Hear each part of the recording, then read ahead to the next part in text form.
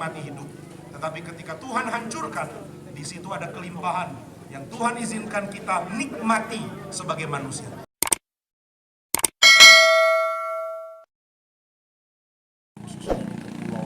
Dan malam ini sehingga malam ketiga nanti pada hari Kamis akan disampaikan kebenaran firman Tuhan, dan kita berharap setiap kita yang hadir, setiap umat Tuhan betul-betul diubahkan oleh kasih Kristus. Bapak Ibu, sesungguhnya kegiatan ini kita laksanakan mulai jam 7, tapi karena situasi dan kondisi sehingga sedikit bergeser. Tentu atas nama pimpinan Sinode HFI kami minta maaf. Memang kami di Nias ini salah satu kelemahan kami tidak disiplin waktu, dan kedua juga karena faktor pekerjaan, karena kami tidak melihat jam, tetapi kami melihat kalau gelap maka kami baru pulang ke rumah. Itu hal yang sering terjadi di kami, dan berharap setiap kita seluruh umat Tuhan yang hadir betul-betul memiliki konsentrasi yang baik mendengarkan firman Tuhan dengan tema yang sungguh luar biasa pada malam hari ini selama 3 hari ke depan, yakni kehancuran kuasa gelap. Sesungguhnya kita bertanya pada pribadi lepas pribadi, apakah saya sudah dikuasai oleh darah Kristus atau saya masih dikuasai oleh kuasa gelap? Diberikan oleh Bapak Pendeta. Sekarang mari kita akan bersama-sama menyanyikan lagu yang kedua, Mari Bangkit Bagi Kristus. Kita melihat lagu nomor 2, Hai Bangkit Bagi Kristus. Kita akan menyanyikan keempat baitnya.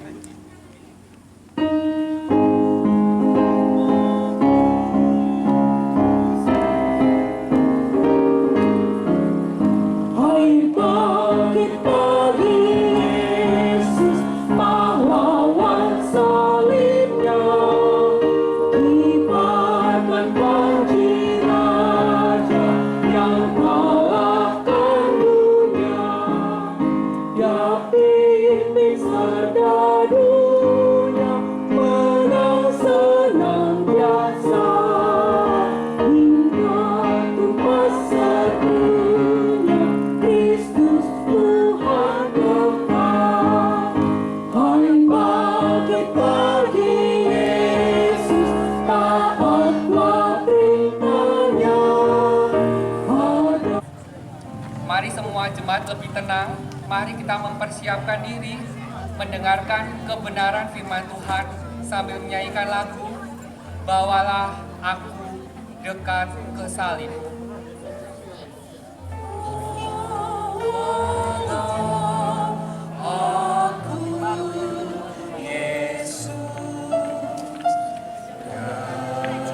Mereka kumpul dengan orang-orang Kristen memuji Tuhan, beribadah. Loh, kenapa mesti di bawah tanah? Karena mereka mau disiksa, ditangkap, dan dianiaya oleh orang-orang Roma.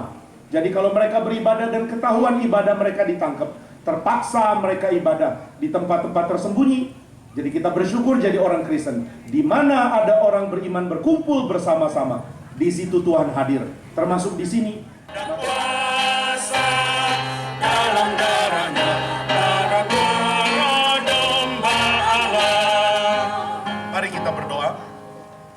Tuhan, siapkan hati kami untuk mengenal Tuhan Yesus yang sudah menyelamatkan kami dari kuasa kegelapan.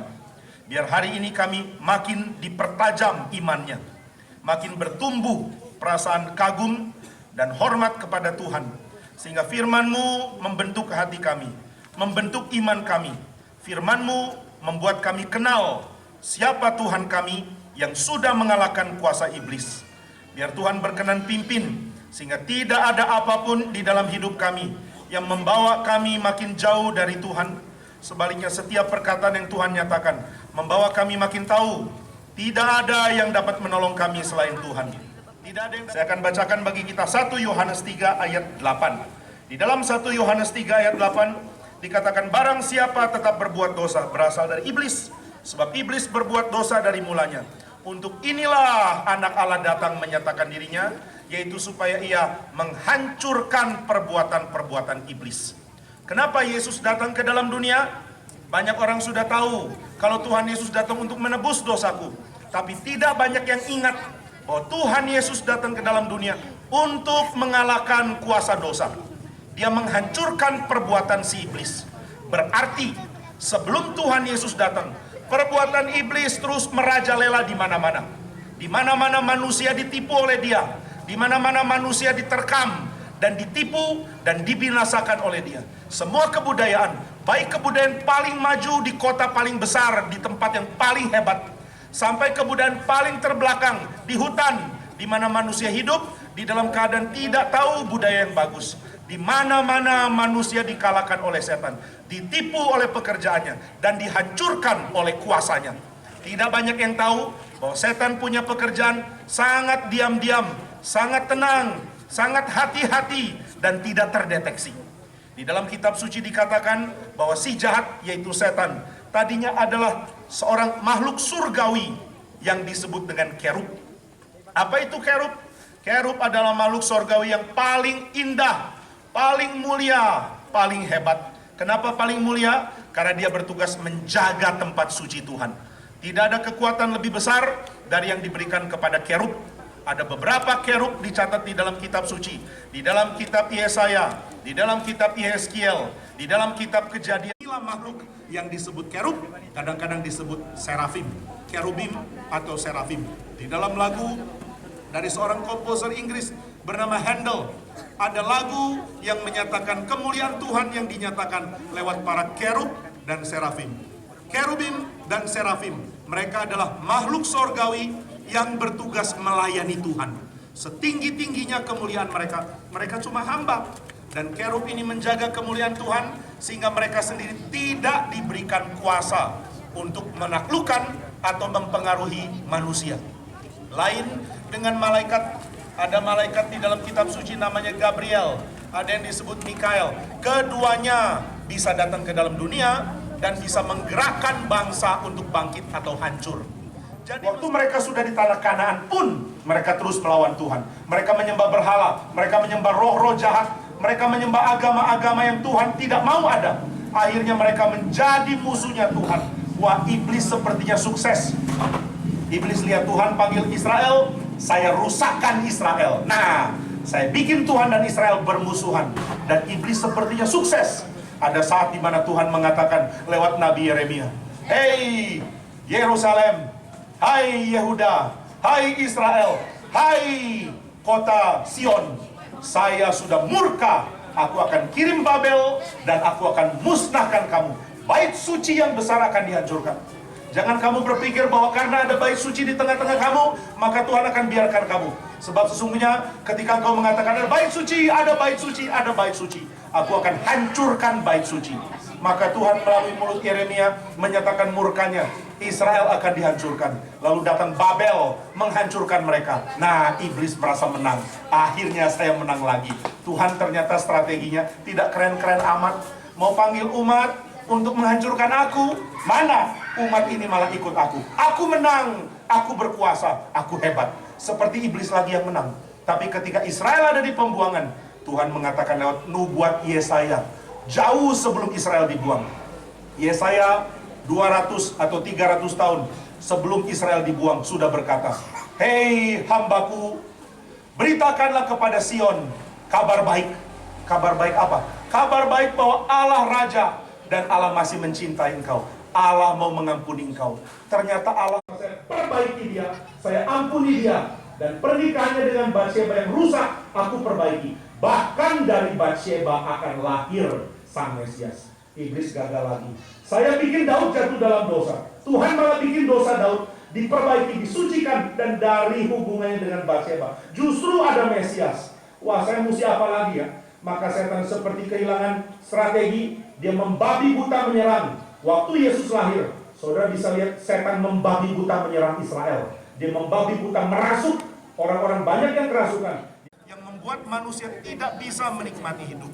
Tetapi ketika Tuhan hancurkan, di situ ada kelimpahan yang Tuhan izinkan kita nikmati sebagai manusia. Tidak ada lagi kuasa setan menggenggam kita. Tidak ada lagi kuasa dosa yang menaklukkan kita. Tidak ada lagi maut yang menakutkan kita. Mengajak kita untuk sama-sama berkomitmen kepada Tuhan. Mari semua tundukkan kepala. Kita nyanyikan salibnya. Salibnya, salibnya, salibnya.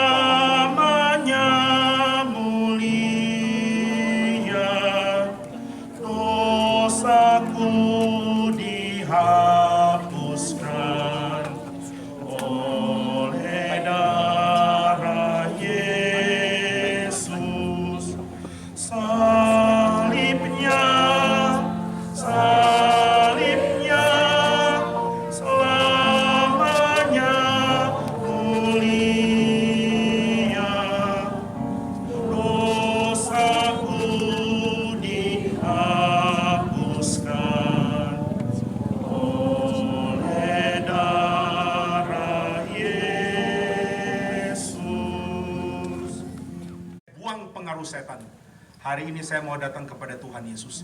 Siapa yang hari ini berjanji mau datang kepada Tuhan, mau tinggalkan dosa, silakan angkat tangan. Apakah ada? Puji Tuhan, puji Tuhan, puji Tuhan, puji Tuhan, puji Tuhan. Siapa lagi mengatakan, Tuhan, saya mau tinggalkan si jahat, saya mau tinggalkan dia yang sudah dihancurkan oleh Kristus, dan saya mau datang kepada Kristus. Silakan angkat tangan. Puji Tuhan. Yang sudah angkat tangan, mari bangkit berdiri di tempat. Mari bangkit berdiri di tempat saudara, lalu maju ke depan. Mari kita berdoa sama-sama di depan. Kita berdoa minta anugerah dari Tuhan. Kita doa minta Tuhan menguatkan kita untuk hidup bagi Tuhan. Mari yang sudah angkat tangan, silakan bangkit berdiri dan mari maju ke depan, di depan panggung, di depan mimbar, dan saya akan mendoakan saudara sekalian. Kita nyanyikan Bawalah Aku Dekat ke Salib, bait yang kedua. Dan siapa? Allah yang sangat mengasihi kami, Allah yang telah mengutus anakmu yang tunggal Yesus Kristus yang menghancurkan kepala si ular itu, dan yang telah menebus kami, yang memanggil kami untuk senantiasa hidup bagi Engkau, bagi kemuliaan-Mu. Dan kami bersyukur pada malam hari ini Engkau boleh mengumpulkan kami beribadah, mendengarkan firman-Mu. Dan untuk saudara-saudara yang telah berdiri, kami berdoa Engkau yang memelihara mereka dan memakai mereka untuk senantiasa bersaksi bagi Kristus. Terpujilah nama-Mu, di dalam nama Tuhan Yesus kami berdoa. Amin.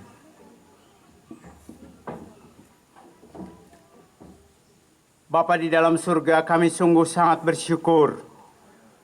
Mujizat demi mujizat terjadi di dalam hidup kami. Malam hari ini kami menyaksikan begitu banyak saudara-saudara kami datang kepadamu, kembali kepadamu. Berkatilah seluruh rangkaian ibadah kami di tempat ini. Biarlah segala sesuatu yang kami kerjakan, semua orang yang sudah terlibat di dalam ibadah ini, Engkau memberkati.